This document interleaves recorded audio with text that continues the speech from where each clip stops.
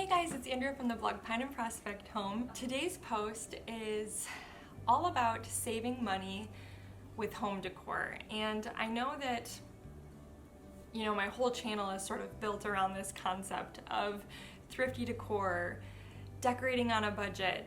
And I know that I've talked about a lot of the obvious ways to save money whenever you're trying to decorate your home. Shopping at places like thrift stores, checking Facebook Marketplace, stopping at garage sales, things like that. But there are also some other tips that I'd like to share with you today. Some things that I have sort of learned about myself over the years, and I thought that, if being frugal doesn't come natural to you, maybe this will help you a little bit, because it's kind of how my mind works now when I'm shopping for home decor. Okay, so the first tip that I have for you today is to not buy something unless you absolutely love it. I have made this mistake so many times, and sometimes I still make this mistake, especially when you are shopping thrift stores, garage sales. You see something, and because it's such a good price, you think, oh, well, I could make that work, but you don't really love it to begin with. And then you bring it home, you put it in your house, and you might use it for a little while because you just purchased it, but then after a couple of days, weeks, months, you're ready to get rid of it, and it was just a waste of money to begin with. I do this a lot, especially when I'm shopping at places like Goodwill, for example. Goodwill now carries a lot of name brand items. Well, when I say name brand, I mean like Target, Kohl's, Walmart. They will donate salvaged items to Goodwill.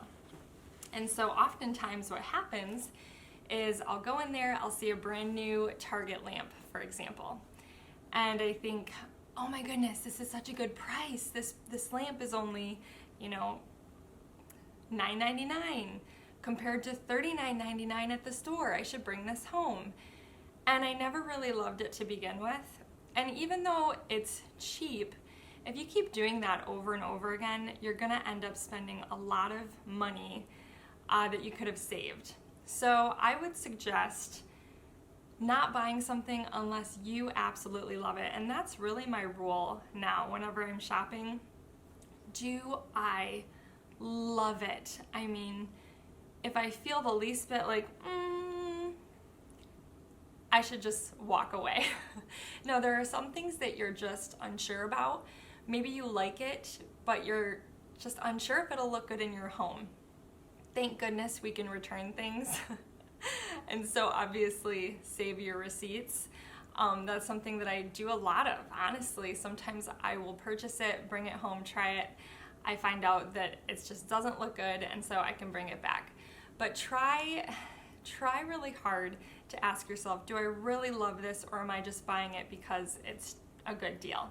The second tip that I have for you today is, if you find something that you do really love, ask yourself, can I recreate this for a lot less? So obviously I've shared so many examples throughout my home of things that I saw that I loved, but I knew I could create them for a lot less. Just recently, I shared a lamp makeover. I saw some lamps that I loved for $300. No way was I gonna spend that, so I created the same look for less, $3 actually. My headboard in my bedroom is another good example. It looks almost identical to a Pottery Barn headboard that is thousands of dollars. I just decided, okay, I love that headboard, but I know I can create the same look for a lot less. It takes some creativity. It takes, a little bit more ingenuity. But I think you can save so much money by just pausing and asking yourself if you can create something that looks very similar for a whole lot less. And I personally think that sort of comes natural to people who grew up with that frugal mindset, but I know that it's not natural for everyone. I have friends that, if they love it, they buy it. which there's nothing wrong with that, but if you really are trying to save money on home decor, that would be my second tip for you. Can I create this look for a whole lot less? My next tip is to try to avoid home decor stores unless you are looking for something specific. So this is something that I've also learned over the years. I am really blessed to live kind of in the middle of nowhere. I don't have any major home decor stores anywhere near me. The closest thing that I have to a home decor store really is Walmart, which is still about 30 minutes away. I mean, I've got thrift stores and things like that, but even thrift stores you've got to be careful with.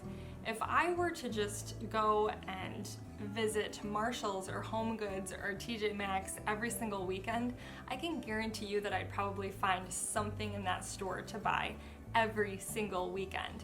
So if you're trying to save money on home decor, try to avoid going to those places unless you have something specific to look for. If you know you need towels, if you know you need hooks for your entryway, if you're looking for a piece of wall art, wait and go to those stores when you're looking for those needs. I call them needs, really, they're just wants, but you know what I'm talking about. That way, you won't feel as guilty when you need to buy those things because you've already spent hundreds of dollars at these places already that month. So just keep in mind that if you don't necessarily need anything, it might be wise to just stay away from those stores, especially if you're prone to spending money and that's a weakness of yours. I know that even with thrift stores, I have to be careful because it seems like almost all the time I end up finding stuff at thrift stores, and I'm always going to find stuff at thrift stores, and so sometimes it's better for me to just avoid going if I'm trying to save money and just wait until I have something specific in mind. And I think the Notes app on your phone is a great way. You know, if you think, oh man, I could really use a large basket for that corner, put it in your phone, and then next time you go to the store, pull that list out and look through the things that you've been really wanting or needing for your home. All right, my next tip would be to be patient. And I know that's hard to hear, but I think that our generation has a real problem of wanting to have everything that it took our parents 25, 30 years to accumulate. I mean, we just want it all now. We think everything has to be perfect and Instagram worthy right now. And so a lot of times what we do is we buy, and sometimes we even settle on things in order to get a space finished. And we're not patient enough to just wait for the things we really love. I mean, there are spaces in my home that I definitely did this. And I think that I just purchased something quickly because I wanted to get the space finished. And then I realized within a couple weeks, maybe even months, that I never loved it. I settled on something just, you know, to take that picture or to finish that blog post. And it's especially hard for bloggers and, you know, for influencers, which I hate to call myself that, because sometimes you do feel the pressure of a deadline, or you feel like, oh, fall is coming, I've got to buy all this stuff so that, you know, my house is ready for fall. And it's even worse for us sometimes because we just buy, and we're not just being patient and waiting for those gems that are right around the corner. I can't tell you how thankful I am for some of the things in my home that I just waited for, that I was just patient for. And you know, I also feel like you learn so much about your style the more you play around with decor and work with what you have. I think that's when you learn what you truly love. And I'm gonna end with this tip. This is my final tip. Work with what you have first. Shop your home first. Before you go out and buy new, look around your home for items that you can try in that area first. So that corner cabinet that I have in my dining room, the bottom half of it has some home decor in it. And every once in a while, if I want to switch things out, I'll go to that little cabinet, I'll look through some of my decor and I'll play with what I have first. I think that's important because sometimes maybe you won't have the right piece, but maybe you'll realize just by playing with the decor you already have that you like a pop of white, you know, there, or you like something with a metal finish, you know, because you're trying different things that you already have. So, you know, if you're working on a little vignette for a table, for example, and you have this, you know, white bowl and you put it there and you're not crazy about the bowl per se, but you really love that pop of white there, well then you know that you want to look for something that is that color.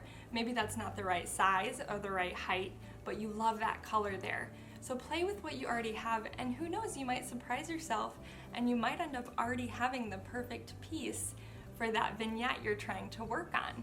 Never ever go out and just buy without trying what you already have in your home.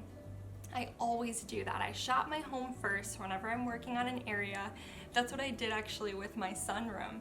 I remember when my husband finished the built-ins in our sunroom and I wanted to decorate the shelves. I went down into my basement, I have some decor down there, and I just started trying things that I already have, and I couldn't believe it. I pretty much decorated all of the shelves with items that I already had in my home. I didn't have to spend any extra money.